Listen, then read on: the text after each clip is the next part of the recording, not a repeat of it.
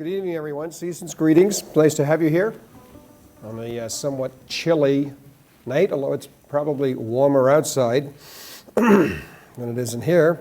That'll be fixed hopefully quickly. This is the second in our Langone series. We have Neil Blumenthal with us. If I had to put a caption title on it, I would say tonight we're going to talk about entrepreneurialism. Capitalism was the last time with Mr. Langone. We're going to, same format, chat for about 60 minutes. I'll ask back and forth with Neil, kind of a conversation, questions for about 40 minutes, and then we'll open it up to you. Before I forget, we have a little reception just like last time that will take place outside in the lobby for everyone to get together, which is one of the primary functions of what we are about to do. Again, thank you for being here. Especially you, Neil. Thank you very, very much. I just said to Neil as we first met, him being a village person, that as a side, my four grandparents emigrated from... I'm a construction worker.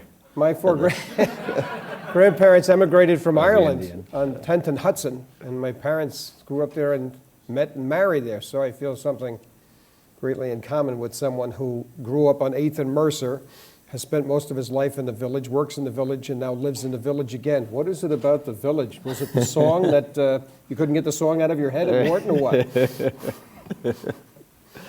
Yeah, I don't think there's a better place to be, just from a creative standpoint, from just a quality of life standpoint. It's funny going to some of the same restaurants I always grew up going to. It's just, there's something here that you don't find elsewhere. And I've had the privilege to live in a bunch of cities and travel a bunch, but it was always that I'll come back here.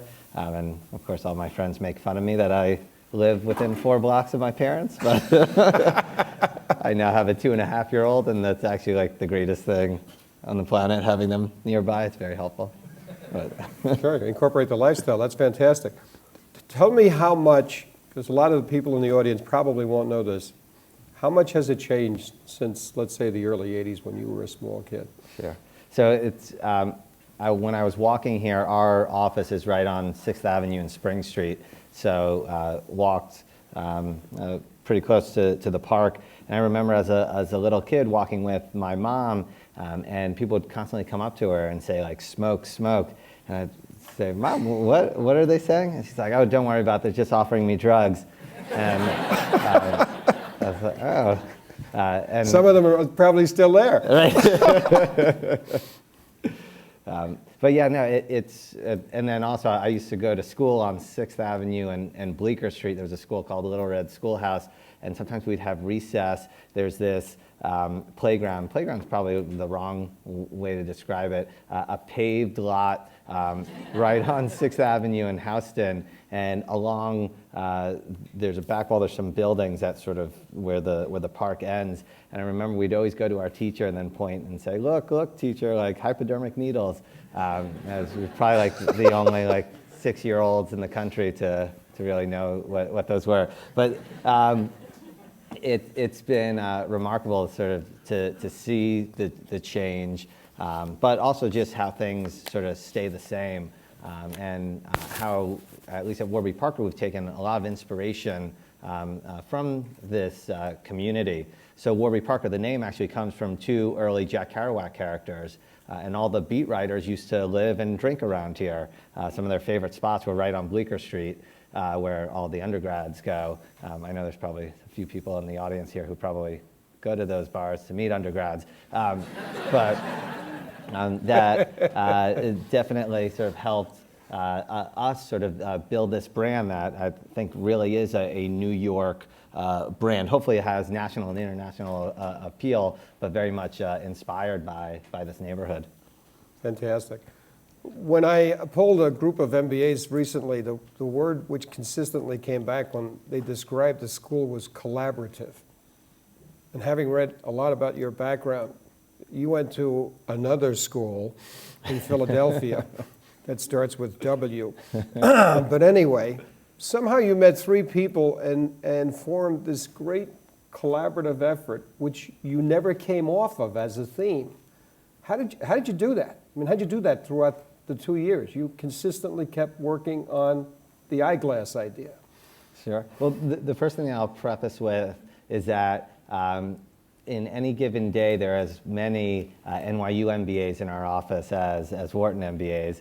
And whenever my father stops by the office, there are actually more NYU MBAs than Wharton MBAs in our office, because my dad got his degree here.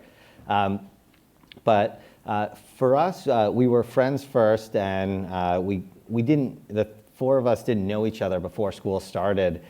And the way that business school often does is accelerate sort of friendships. And we were all in between class at a computer lab. And Dave was complaining how he just left his $700 pair of glasses in the seat pocket of an airplane while he was traveling right before school started. And there was no way that he was going to spend that much now that he wasn't working at Allen & Company anymore and didn't have his FSA. And Andy was sort of saying, like, why hasn't anybody started selling glasses online? Like, they've seen category after category move online, like Zappos selling shoes, Blue Nile selling engagement rings, and the light bulbs just started to go off. And I sort of answered, well, glasses really don't cost that much to make to justify, $500, $600, $700, because I used to run a nonprofit that would train low-income women to start their own businesses selling glasses in the developing world, and would manufacture glasses for those communities. So I'd been to the factories, had seen glasses that I was manufacturing to distribute in rural Bangladesh, and then on the production line right next door, you'd see glasses coming off for some of the biggest brands that have big stores on Madison Avenue. So there was sort of a disconnect between what they cost to manufacture and what they were being sold for. But it was really the genesis of this idea, us all sort of the equivalent of the bell ringing and having to run to class. And then basically in the middle of the night, that night, I remember I was having trouble sleeping because just when you have that idea that you can't get out of your head, and shot an email to Jeff, Andy, and Dave, and within 2 minutes, I got a response. And then within another 5 minutes, I think Dave responded. And we were all sort of just sort of caught up in this idea. So we were like, you know what, let's meet up and talk about it. And it was sort of at our local bar in Philadelphia that we sat down and we sort of promised each other two things. One was that we were going to remain friends throughout the process. And I know that sounds pretty cheesy, but we sort of had just, you sort of know when you're onto something, but you also know that this path has been traveled before by lots of people who have quickly become enemies. And the second thing that we committed to each other was that we were going to work really, really hard at this. And none of us had started a business before. We just knew that this was going to be different. We'd all worked hard before. Jeff and Dave had worked at Bain and Company. One had gone into private equity. One went to a merchant bank after. Andy had done investment banking. I had worked at this upstart nonprofit. So we just knew that this was going to be a little different. And I think that really set the stage for collaboration and sort of building trust, sort of just beginning with that statement like, hey, we're going to commit to being friends throughout this thing. How did you get past the initial stage of total fright? And was it the adrenaline from the idea that kept you going? Because normally you have a great entrepreneurial idea, and then you eventually sit back and say to yourself, student loans, maybe it's not going to work. I'll go work for Credit Suisse. I think it's probably a combination of stupidity and optimism, where it just, it didn't cross my mind that this would sort of be like a real utter failure. Yeah. We were also, we were taking a pretty low risk approach because we were full-time students at the time, so we were already sort of foregoing, a salary. Sure. We decided, let's crank on this and keep moving. Actually, in between my first and second year, I worked at McKinsey. So to some extent, I was hedging my bets. So I had an offer after I graduated. That was not enjoyable, working 12 hours a day and then trying to work on the business starting at midnight. But what doesn't kill you makes you stronger. But yeah, I think what the biggest thing that convinced us, like, this is a really powerful idea, is just talking to our friends and figuring out, this is a problem that a lot of people have, and I think the best businesses in the world solve real problems. Yeah. And time after time, we would talk to people who were so frustrated that they had spent so much on a pair of glasses, frustrated about the entire shopping experience, walking into an optical shop, glasses are in a glass display out of reach or behind the counter. And then throughout the process, it's guided experience by somebody who maybe doesn't get your sense of style. They pick out a pair of glasses, finally you agree, you get excited. You're like, how much are those? It's like, oh, $200. They're like, oh, that's reasonable. And then it's like, well, the lenses are another $200. The anti-scratch coating, which is almost standard on every lens, is addition, and it just kept like buying a ratcheting car. up. Yeah.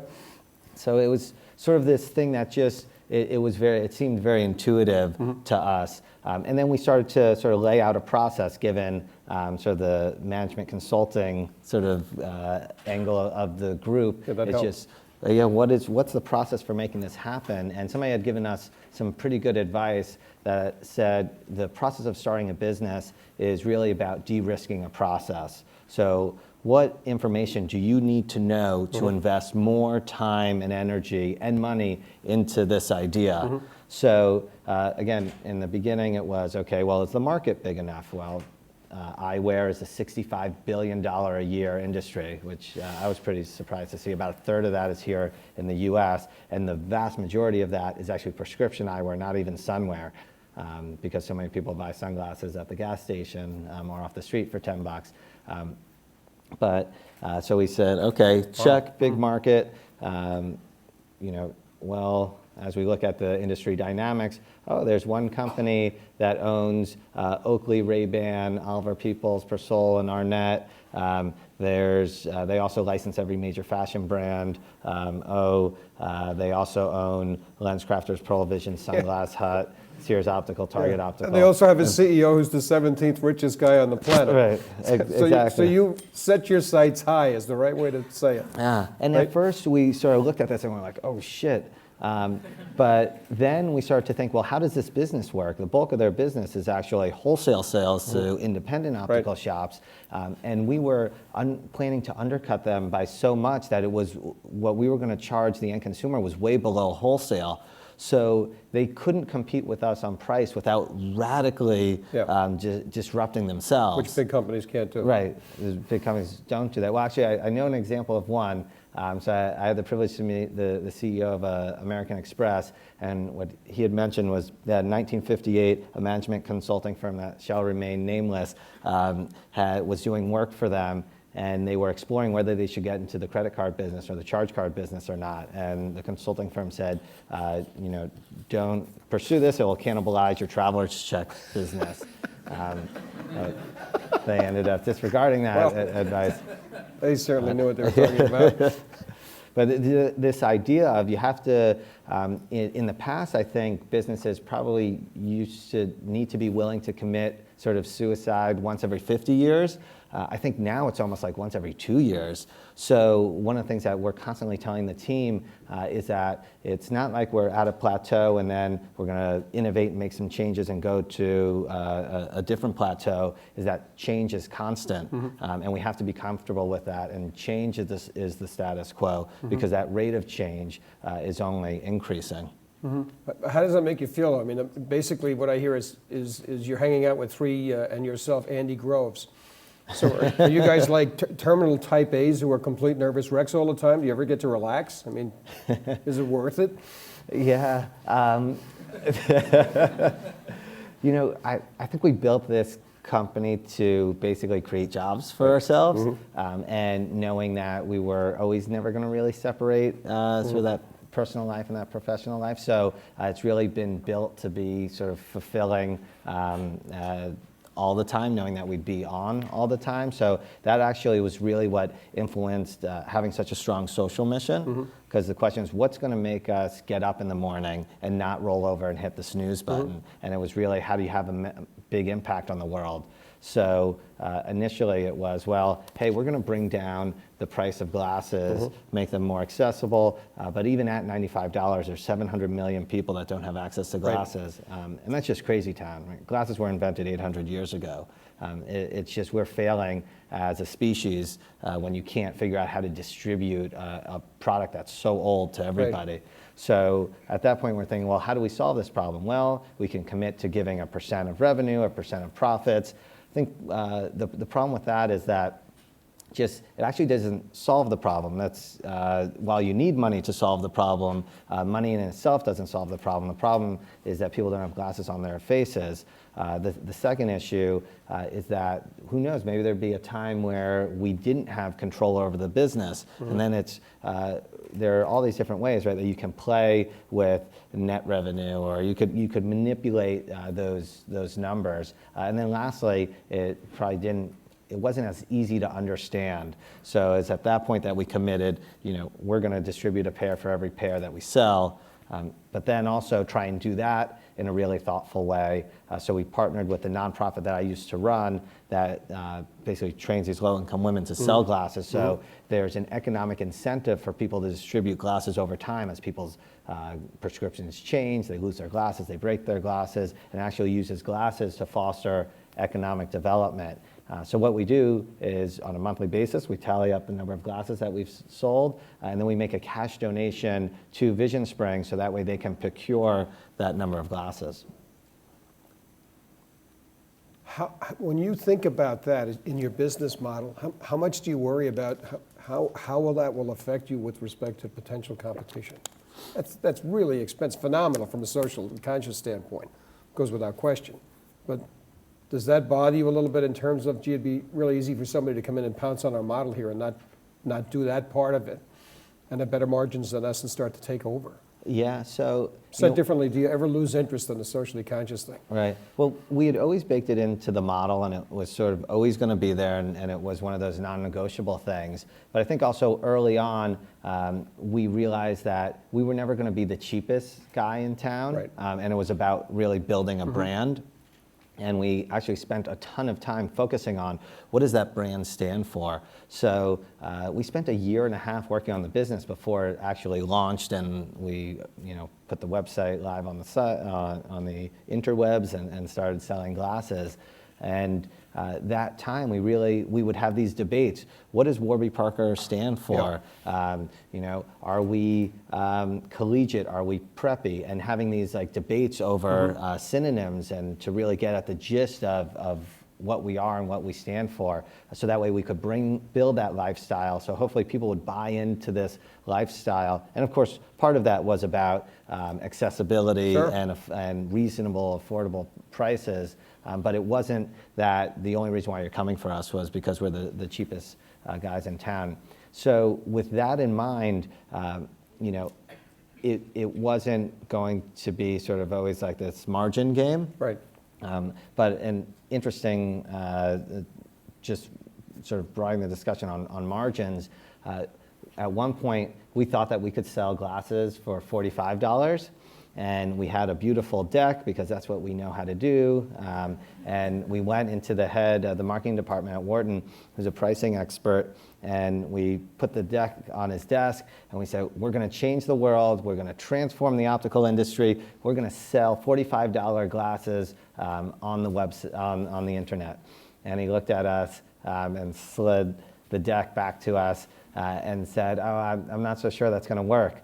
And we said, what are you talking about? Look, we have 10 graphs that says it's going to work. Yeah. And he said, this is all nice and good, but you can't tell me that you're selling a $500 product at $45. It's outside the realm of believability, and nobody will trust that you're selling a quality product.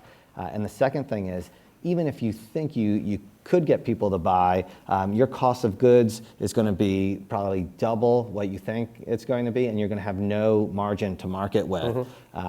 And of course, he was right. By the time we launched, our cost of goods had more than doubled. Just because when you're going through a product development process, it's always like, oh well, I want the slightly better hinge or the slightly nicer screw with the Teflon coating, and all these things add up. But the other thing is that we did a survey because being in business school, that's what you do. You survey the hell out of your classmates. And we put together basically mock-ups of what the product page would look like. And we had, I think, like 6 different versions of this page. The only variable was the price. And we sent it to sort of randomized samples of people and asked, how willing are you to buy this pair of glasses? And we found that the willingness to purchase actually increased with price up until about $100, at which point it plateaued and started to come down.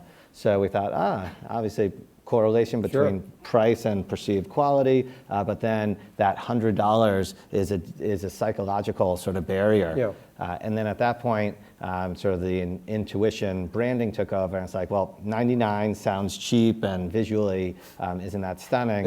Infomercialist. Yeah, exactly. Yeah. So that's why we went with $95 and basically lost like 4 points of margin just for brand purposes. Well, I have to tell you, I've done a lot of walking around this school since you were kind enough to do this, and dropping the name Warby Parker, figuring nobody knew what it was. And the first thing that comes back is the word socially conscious eyeglasses. For real, it completely blew me away. And everybody knew about it except me in terms of how much detail they had. And I was just like, this is unbelievable. This guy's got this incredible disruptive company that's fantastic from that standpoint. So congratulations to you. You guys really nailed that. Is the quality of what you give away the same as what's in this box? Probably doesn't have to be, obviously. Yeah, so they're not the same frames. Right. The big thing there is that when I was at Vision Spring, one of the things that you quickly learn is that fashion matters no matter where you live. And people would rather be blind than wear an ugly, I'm serious, an ugly pair of donated frames. Yeah. I mean, I've been to eye camps where we're distributing free glasses of donated pairs of glasses, and then literally an hour later look over and people are switching their glasses because they don't like the way they look, even though the prescription doesn't work. And I've been to people's homes where the donated pair of glasses just like sitting, on the floor, and it's because nobody wants to look stupid, and you'll get ridiculed by your friends and neighbors as much in sort of rural Guatemala as you will here on West 4th Street. So what we did at Vision Spring was design glasses according to the needs and wants of the community. So parts of India and Bangladesh, like gold wire and gunmetal frames, that's the hotness there. And little then, bling. Yeah. So that's what Vision Spring continues to do. The other thing, to keep costs down, the lenses don't have like an anti-reflective coating, for example, which really is only for aesthetic purposes. So when you're looking at someone, you don't see a reflection there. How'd you get smart on manufacturing with overseas producers? I mean, is there a course at Wharton on that? I mean, how did you come up to speed on that? Because designing a product is one thing, but then actually fabricating it is a whole set of challenges, especially if it's offshore. It was literally working at this nonprofit Vision Spring, and the first time that I went over to China was with one of the founders of Oliver Peoples, and we walked through some factories together, and he told me sort of what to look for, and some of it is really just intuitive, right? If a production facility is messy and dirty and disorganized, it probably has lots of problems. And then just going over there, I don't know, probably like 15 times over the course of 5 years or so, you just start to learn more and more. And then, of course, at Warby Parker, eventually also started hiring people with some more expertise, and now we've even hired what we think is the world's leading sort of fair labor auditing firm. So they go into all of our factories, they interview management, they interview the workers, they interview workers off-site, so that way they get a real story of what's going on. They evaluate the facility from a health and safety standpoint, make sure all the doors are opening the right way, that there's proper signage and safety equipment. So what's a little discouraging is that far fewer companies are doing this as rigorously as one would think. Yeah, it's very scary, actually. Yeah, unfortunately, the triangle syndrome still persists Right. around the world. Yeah. Well, it's funny that you mentioned that. So to help get buy-in with our factories, I actually flew over and we did almost like a full-day conference to basically explain why we're doing this and basically say, hey, we went through this in the U.S. too. And Right where you grew up? Yeah, literally, like we had images of the Triangle sort of shirt factory and explained sort of what happened and how many young women died. And it's, we had also, obviously there recently been a disaster in Bangladesh. There was one even earlier that we also mentioned, like this is still happening, it's happening everywhere in the world. How about quality control? How do you maintain quality control when you're let's say, manufacturing in China, the frames? So we've just continued to get better at sort of documenting what our specifications are, and then working with the factories to figure out when's the best time to sort of check that quality. And it's gotten much more rigorous over the past few years. We've only been around 3.5 years.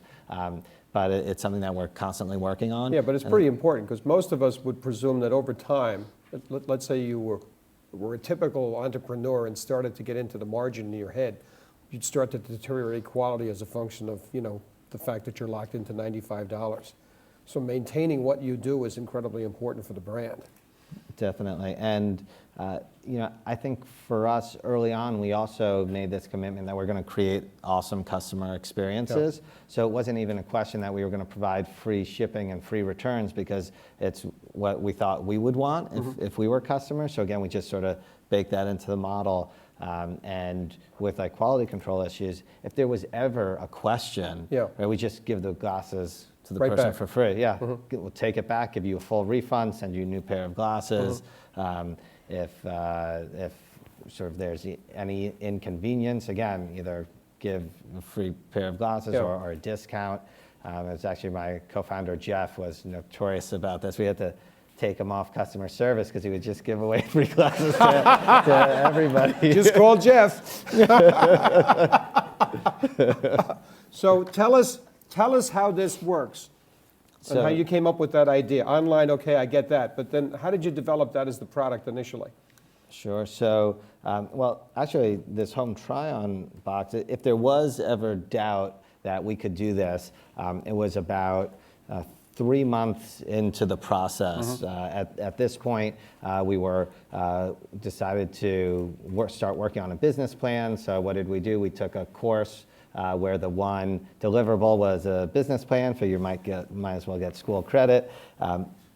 And we were sort of struggling with this question. It's like, would people actually buy glasses online? Because it is something that requires you to try it on. And we thought, well, we're going to be a technology company, right? We're going to sell online, so there's got to be a technological solution. So we found this facial recognition software where you could upload your photo and virtually try on glasses. And it was like, oh, great, this is perfect. Of course, as we started trying it more and more, we're like, this is good, but it's not great. And we really had this come to Jesus moment between the four of us was, would we actually buy glasses ourselves only using this tool? Right. And I think we found that the answer was probably not. So that sort of sent the four of us into a tizzy, trying to figure out like, oh, did all this work, go to waste? And then we started thinking about, well, how do we get around this? It's like, oh, well, maybe people, since we are giving free returns, they'll just take the risk. It's like, oh, maybe not. And literally going through this day after day is sort of where we came up with the idea to, well, what if we just sent people glasses to try on? And it's like, oh, that makes sense. Well, yeah, if we don't send them with the prescription lenses, then because the lenses are actually the most expensive part of the cost of goods sold, and when somebody returns them, we have to trash those lenses. So hopefully this would not only get people over the barrier to purchase, but would reduce return rates. So that really gave us the confidence to keep sort of pushing forward.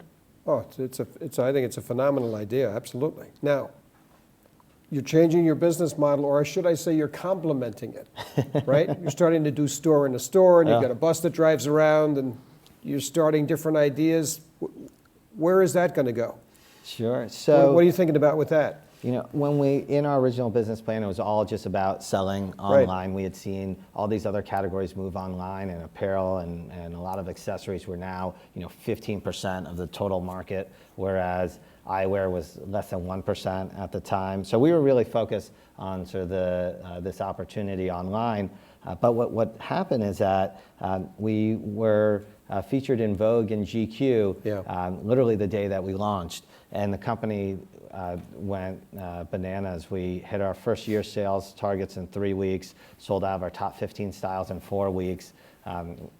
Well, it sounds really impressive, but maybe we under-projected and under-ordered. But what started to happen, within 48 hours, we didn't have enough inventory to maintain the home try-on program. So we had to temporarily suspend it. And people started calling up and saying, oh, I heard your office is in Philadelphia. Can we swing by just to try on some glasses? And we'd answer, well, we don't really have an office yet. Talk to Fred. Yeah. So we invited a few people into my apartment. And we thought, well, if they kill us, hopefully it will be short and painless. Won't hurt. If it's a terrible experience, this is just a few people, and it won't sort of destroy the brand. Yep. And if it works, maybe this is actually something that could work. So we laid the glasses on the dining room table, and it ended up being this really special experience because we were able to get to know our customers better, and they were able to get to know us and sort of peek behind the curtain, which is so rare. So we started just selling glasses out of my apartment, and that's how we learned retail. We then, when we were looking for our first office, we made sure this is working so much, we should be centrally located so it's easy for people to get to. Sure. So our first office was right on 16th Street in Union Square West, sort of a loft space with big southern-facing windows, so it had good light. We were selling a crazy amount of glasses there that the landlord actually kicked us out of the space because this was a building that only had one elevator, and a group of MIT students were visiting us, and 12 of those geniuses tried to fit into the elevator and got stuck. Smart people necessarily don't have common sense, but let's not dwell on that. So we ended up moving to a larger office in the Puck building on House and Lafayette, where actually I had my bar mitzvah, so again, like full circle. And literally out of this 500 square foot space, we were doing several $1 million of sales, which was just wild. So we sort of had this idea, let's build a flagship store. Number one, there's so few brands that have emerged online, and there hasn't been a true lifestyle brand to have launched online, that having bricks and mortar in sort of a legitimate fashion street would we think increase our credibility. We thought that we'd get a ton of press for it, so it'd increase awareness. And then we had seen that we could do it profitably, so it sort of was that trifecta of brand awareness and profits. So I knew we wanted to be on one of 3 streets, Mercer, Green, or Wooster, between basically like Houston and Spring. We didn't want to be on Prince or Spring on its own because we felt that was a little commercial. And it was actually a painful process because with 2 landlords, we got to the point where we're negotiating a lease. And usually when you negotiate, by the time you've agreed to sort of the business terms and you're negotiating a lease and both are paying for lawyers, that's going to be sort of a done deal, and you stop talking to other people. These in typical New York real estate, the landlords got other offers, and it wasn't that they were beating us on price, it was that these were businesses that had over 10 years of financials, and they could refinance the building with them as tenants. But then finally, by the third space that we started negotiating a lease for, we got it signed, and that's right on Green Street. It was just this really fun project to sort of imagine what is the physical representation of this brand, and how do we really sort of surprise people when they walk in the door, that they have a big smile, that they want to Instagram stuff, and make it something special. And we've now opened 4 stores, so Soho, Meatpacking, Newbury Street in Boston, and in LA. And we're averaging over $2,400 a square foot in sales, and that's basically, I think that's higher than Tiffany's, which is pretty awesome. That's I'll think for us. absolutely mind-boggling. And on top of that, in case the rest of you don't know, he just basically put Superman on his board from the standpoint of Mickey Drexler just joined the board, J. Crew. What's behind that? Where's that going? So am I going to get one of these the next time I go into J. Crew for a little sweater for one of my grandchildren? That's a brilliant idea. It's funny, at one point when I was talking to Mickey before he invested and joined our board, I was sort of pitching this idea of setting up shop-in-shops at J. Crew, and he said, you don't need a store in J. Crew, you need to open up your own store. So it was something that sort of just intuitively he had immediately thought. But very smart from the standpoint of obviously being a disruptive entrepreneur, but being smart enough into the process to realize that he still could use a great mentor in the same business to maybe come up with some additional ideas. I think that's fantastic. Being a finance guy, Harry's amazed that I've asked all these branding questions this long without saying anything about finance. One finance question. How did you find the money in the beginning? Because a lot of these people might become entrepreneurs, and that's always the hardest part for a lot of them. How do you get the money? So we started the business with basically $120,000. It was really, we had committed each actually to put in 25 grand each, but if we needed it, we'd each put an additional $5,000 into it, and figured, that's basically like our individual life savings, and where this is what it's going to be. And we just called in a ton of favors to make it happen. And we thought, what do we really need to do to sort of prove this out? And ultimately, it was to design and manufacture a collection. So the bulk of the money went to that initial set of inventory. It was to build a website so we could actually sell those glasses. And then lastly, the only other thing we spent money on was PR, knowing that you only have one shot to launch a brand. So we hired a PR firm. Now, this was also happening in 2009, and because we launched in February 2010. So while the economy is still crappy, it was crappier back then, and it just, things cost a little less. I think it would be very difficult right now to launch a Warby Parker with only $120,000, but I don't think that you need a ton more resources than that. And because we were selling a product and we were taking people's credit cards, the cash flow, we were getting cash within 48 hours of somebody purchasing. Absolutely. So we were able to use that to sort of fund more additional inventory. Then we thought, well, this thing is working. We don't want to raise a bunch of money and dilute ourselves. Is there any debt that we could get? And we got a $50,000 line of credit from TD Bank that was secured with $50,000 of our own dollars. So we were borrowing our own money. And then we went to see if we could get sort of like an SBA loan. And we went to 14 different banks. They all rejected us because post-2008, all these banks had instituted these requirements that you needed at least 2 years of tax returns. We didn't even have 1 year of tax returns. So we would see all these loan officers that would say, we haven't seen a business this successful or a deck that's this pretty ever, and sorry, there's nothing we can do. We can't do it, But finally, through a family friend, there was this regional bank in New Jersey that gave us a $200,000 term loan that was backed with $100,000 of our own sort of marketable securities. So we sort of roped together with the help of our parents.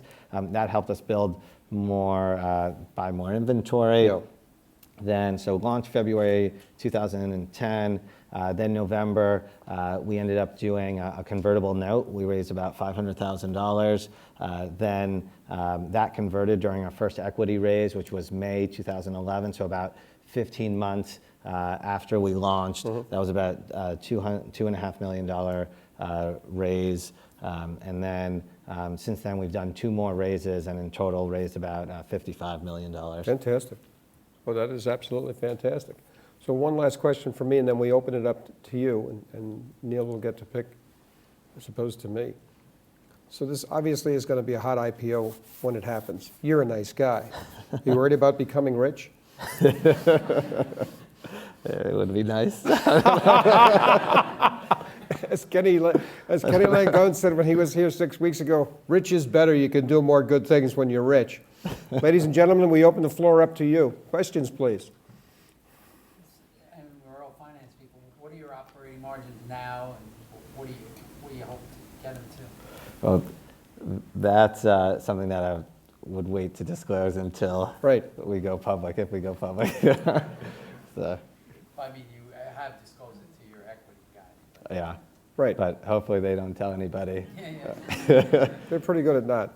Yeah, I'm just wondering what your thoughts are on Tom's shoes now that they're also leveraging glasses and You may want to repeat that. 'Cause Sure. you should- So the question was, what do we think of Tom's, and particularly Tom's, which started in shoes, has gotten into sunglasses, and now has a marketplace where they're selling a bunch of other sort of socially conscious brands.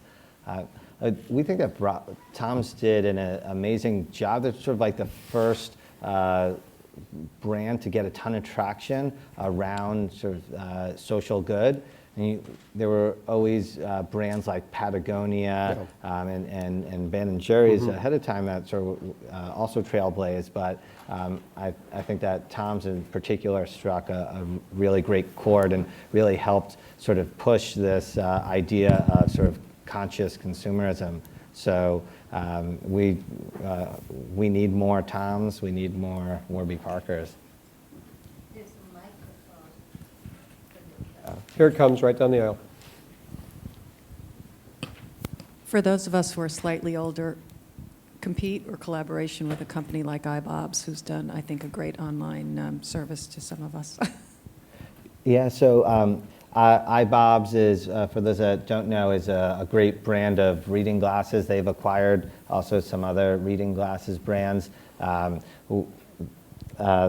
Think they're great. We actually, while we can make reading glasses, we don't really market reading glasses, and the reason for that is it costs us just as much to make a pair of reading glasses as it does sort of like a traditional prescription pair of glasses. So we're not making ready-made glasses. So a company like iBob's is able to sort of crush us in that respect. So they're making ready-made glasses. They can charge sort of less, which I think consumers are willing to spend a little bit more for fashionable reading glasses. Yeah, I agree with that. And then, of course, there's a big part of the population that just wants to spend $10 at Duane Reade because they're going to lose them or break them. Hi. At what point do you think you'll start a new upscale model for $295? And if that would happen, do you plan to continue the $95 glasses sort of forever? Yeah, I think at least for the near future, the $95 will be the bulk of our sales. We have introduced more expensive frames, so titanium frames that start at $145, and we've actually now introduced our acetate frames with progressive lenses for $295 in our retail stores. We still don't sell progressives yet online just because of the fit and measurement. We still need to figure that out. But I'm comfortable increasing prices for products that costs more to produce and have sort of special features in which we're still selling it at a fraction of what it would typically cost. So a great titanium frame is going to cost you, $600 to $1,000 at least the quality that we're selling at another optical shop. So far, we haven't really seen or heard any sort of price resistance. So there's part of me that feels like we are leaving money on the table, but I think from a brand perspective, you don't really get warning signs of when you lose sort of a customer's trust, and then once you've lost that, it's really binary, Yeah. and it's gone Happens forever. real fast. That's exactly right. It's a cliff as So, opposed to a gradual. Hi, so you started with 4 co-founders. I'm just wondering how you originally organized your roles and equity splits, and then how you've managed to evolve that as the company's grown and roles have changed. So the first thing was we had a conversation, and what was interesting is that we all knew we were going to talk about what each other was going to do, and we all came with preconceived notions of what everybody's skill sets were and what they wanted to do, and we were all wrong. Which was that's very really cool. interesting. Yeah, no kidding. And it just illustrates this need to really have these open and direct conversations, which I know I'm pretty conflict adverse, so sometimes I beat around the bush a little more than I should. But having that direct and open conversation really helped us assign sort of roles. And originally we sort of had 2 of us working on marketing, 2 of us working on operations, and eventually now Dave and I run the company as co-CEOs, and that split is pretty much the case. Although we're doing a lot less sort of tactical stuff ourselves and spend a lot of time together thinking about strategy. But one of the things that we also did just to make sure that we had this healthy dynamic was we'd literally go back to that same bar, and you guys are going to laugh, but we would have like 360 reviews with the 4 of us. Yeah. We'd put somebody in the hot seat and say, hey, you're doing this well, this can be improved. When you shoot me a 10-page email at 2 in the morning, I want to reach through the computer and strangle you. And what you find is, and that would happen with me, is that I would get defensive. It's like, why is Jeff emailing me about my area of responsibility? Does he not think that I'm capable or haven't thought of this? And of course, when you have this conversation with somebody, it's like, no, of course not. That's not like, that's the furthest thing from their mind. They're up in the middle of the night. They're so excited about what's going on. These are just ideas that are running through their head, and they want to share it. Right. It's like, great, because if, let's say there was something that we missed, like having that email could be incredibly helpful. And by having a structured outlet to have these discussions, it made sure that there was no BS sort of bubbling underneath, and we were able to nip it in the bud before it exploded. Well, the transparency got rid of all the insecurities, which is fantastic. That's the problem with most major corporations, the insecurities. You kind of think they want to say this, but they actually don't want to say that. Yeah, I can identify with that totally. So when you're going through different iterations of a business plan, how did you know when it was good enough and just to get going with it? Very good question. That's a good question. I'm not sure. I think I'm probably on the end of the spectrum that's like, let's just go and do and launch. And some of my co-founders are probably like, hey, let's give this some more thought. So it's probably a very healthy tension.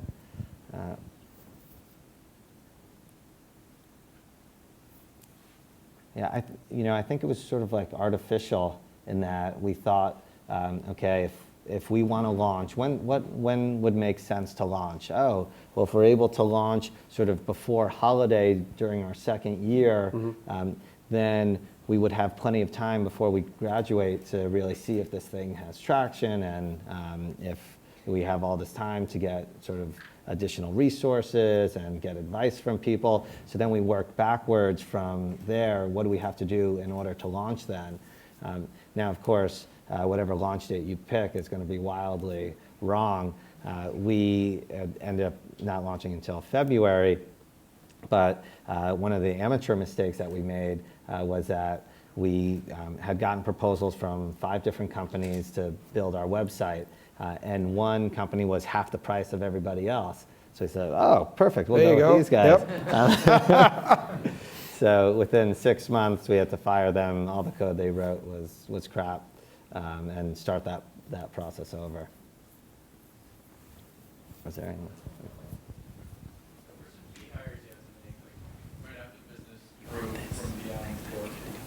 So, so the question was, what was the initial hires we had to make? Yeah. So at the very beginning, it was customer service reps. We hired one of our classmates' wives, who was our very first employee, who was part of our sort of senior team, and now manages the biggest sort of department in the organization, customer experience. We had 2 other people that we found on Craigslist to also work as sort of customer experience associates. One actually was a guy that used to work at a hedge fund, but when 2008 blew up, he sort of lost his job. He now runs performance marketing for us. The other woman is our sort of talent manager.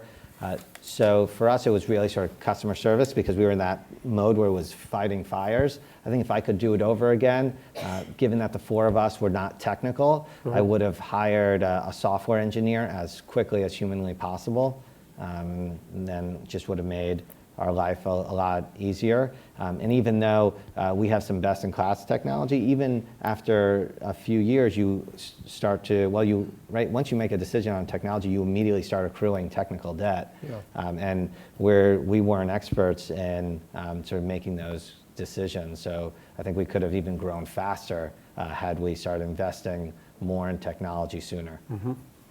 Hi, I have a question. The bridal industry is an industry that has moved online, and it's also one that's, I think, heavily customized with kind of the brick and mortar experience where you have to go in and change your dress and basically have those cosmetic changes. How would that type of industry apply a model like yours? Any thoughts on that? Sure. Well, there's actually a business called, I believe it's called Black Tux, that was started by a few NYU MBAs. Yep. That's based out of LA. That's doing tuxedo rentals, which is great. I think that's sort of one area. I know Rent the Runway does a lot of business, especially for bridesmaids' dresses. The challenge with even a business like eyeglasses, where in the US people buy 1 pair of glasses every 2.15 years, it's that sounds a lot more technical than it is. Every 25 months, you're spending all this time and money to acquire a customer. So how can you sort of optimize sales for that? And the challenge with bridal is that is this a one-time shot? And we've been able to grow a lot through customer referrals, through word of mouth. So over half of our traffic and sales is driven by word of mouth. I think you need something really similar within sort of the bridal area. But having gotten married and it being a very painful process, not finding my wife, but the actual wedding and stuff, it needs some disruption. And actually, that's when people are sort of always asking, well, how do I find an idea? The advice that I was given is just every day write down a couple frustrations. At the end of the week, you have, probably 20. At the end of the month, you have 100, and then you can weed out where there might be a business opportunity. That's a great idea. I like that idea a lot. Couple more before we finish. So you mentioned that you hired a PR firm initially for the launch, but then how do you, what are the tactics you employ to actually reach your customers? I know you had referrals, but that's one of the problems with startups, that you can't reach the customers. You have a great product, but nobody knows about it. So what are some of your strategies you had? Sure. So to start, the nice thing about starting a business on a campus was that we had all of our classmates were sort of some of our first customers, but also some of our sort of biggest sort of bullhorns. The advice that I always tell people is scream from the mountaintops if you're doing something. There's a lot of people that sort of take the route that I'm working on a stealth startup and I don't want to tell anybody because they might steal my idea. I try and burst those people's bubble by saying, you're not the smartest person in the world. There's probably 1,000 other people working on the same exact idea. In fact, if your idea is so novel that no one's ever thought of it, the market's probably not even ready for it. But the more that you tell people what you're working on, the more that they can help you. They can be proactive and make introductions for you. They can suggest you to do X, Y, and Z. And they also sort of buy in and want to support you, and those are some of your best advocates. So I think many people need to start marketing when they're actually building the business. And it's, while we weren't deliberate in saying that that was a form of marketing, but it ended up being one. And then the press just, again, exposed us to a lot more people. Yeah, I think too many people, and Harry's the expert, I'm not in terms of what we're talking about, but they wait until it's perfect, and it never is. And they blow their chance of being successful. Yeah, sort of, this whole idea of minimum viable product. Right. And just what is the bare minimum that you need in order to start get it out there. I think for consumer-facing brands, especially, that threshold is pretty high, but it's not outrageously high. I agree with that. Hi. At what point after you launched did you realize that all the pieces had fallen into place and that maybe you didn't need a secret backup plan anymore? It was, so GQ had us on one page where it called us the Netflix of eyewear because of the Home Try-On program. And then there was a full page spread with our glasses, Bottega Veneta, Tom Ford, and Persol. And really sort of in a sort of very simple way, it just said Warby Parker $95, Bottega Veneta $4.95, Persol $5.95. And that hit subscribers' homes on a Wednesday. Sales started to pile in like crazy. So we were going to class and literally responding and processing orders in class. And then at one point, we sort of noticed that everybody was being quiet. And we kind of looked up, and the professor and everybody in the class was staring at us because we were typing while nobody was speaking.